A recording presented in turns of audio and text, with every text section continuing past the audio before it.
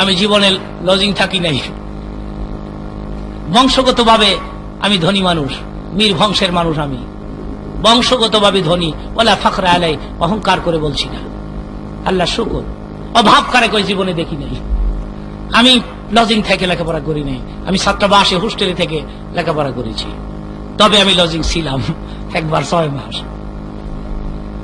মাস ছিলাম। তা লজিং না, আমার আব্বার এক মুরিদের বাড়ি, আমার বাবার মুরিদের বাড়ি, এটা লজিং নি, পীরের পোলা। সোনার গায়ে একটা মাদ্রাসায়। আমার ভাগ্য এত ভালো, 3 বছর আগে সে মাদ্রাসার বার্ষিক প্রধান চিফ গেস্ট হয়ে, প্রধান বক্তা হয়ে আমি ওয়াজ করতে গেলাম।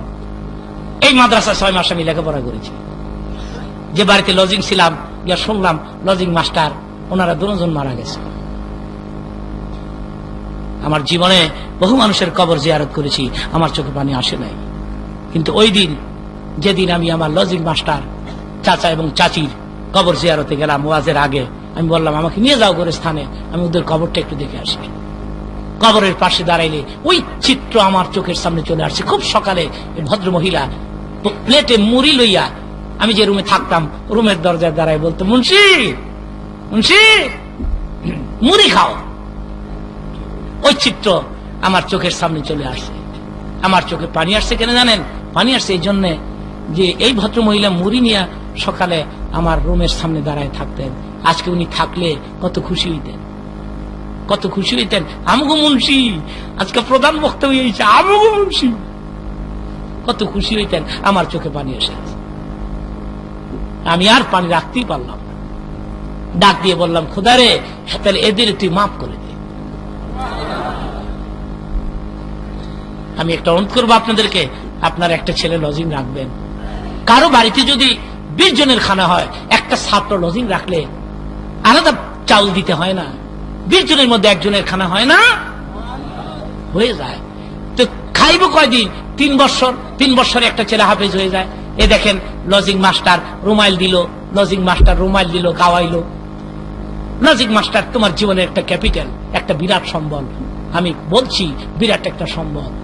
আমি কিতাবের মধ্যে একটা ছোট্ট ঘটনা আপনাদেরকে শোনাই 1 মিনিটের মধ্যে। সেটা হচ্ছে, আপনার এক ব্যক্তি নিয়ত করেছে তালেব ইলম খাওয়াবে, কিন্তু পায় না। একদিন দেখে রাস্তা দিয়া তালেব ইলম যায়, 2 জন ছোট্ট ছাত্র, বাবাজি তোমাদের দাওয়াত দিলাম, আমার বাড়িতে খানা খাবে। খানা খাওয়ানোর পরে বলছে, বাবাজি একটু দোয়া করো। তো ছোট্ট মানুষ তো মুনাজাত করে রাখে, আল্লাহ এই লোকটারে মাফ করে দিও। দোয়া কবুল হয়ে গেছে। তারপরে ওই লোক ওই রাত্রে স্বপ্নে দেখে মারা গেছে। ওই লোক খাবে দেখে মারা গেছে। লোকেরা তাকে গোরস্থানে নিয়ে গেছে, কবর দিছে, সব দেখতেছে স্বপ্নে। হঠাৎ করে দেখে কবরের চারদিক দিয়ে ছিদ্রি হয়ে গেছে, আগুন আসতেছে। হঠাৎ করে দেখে একজাক মৌমাছি এসে প্রত্যেকটা গর্তের মধ্যে বসে বসে আগুন থেকে তাকে বাঁচাই দিয়েছে। সকালে ঘুম ভাঙলে এলাকার একজন বিশিষ্ট পণ্ডিত আলেমের কাছে যাইয়া বলছে, হুজুর খাবে তো এই দেখেছি।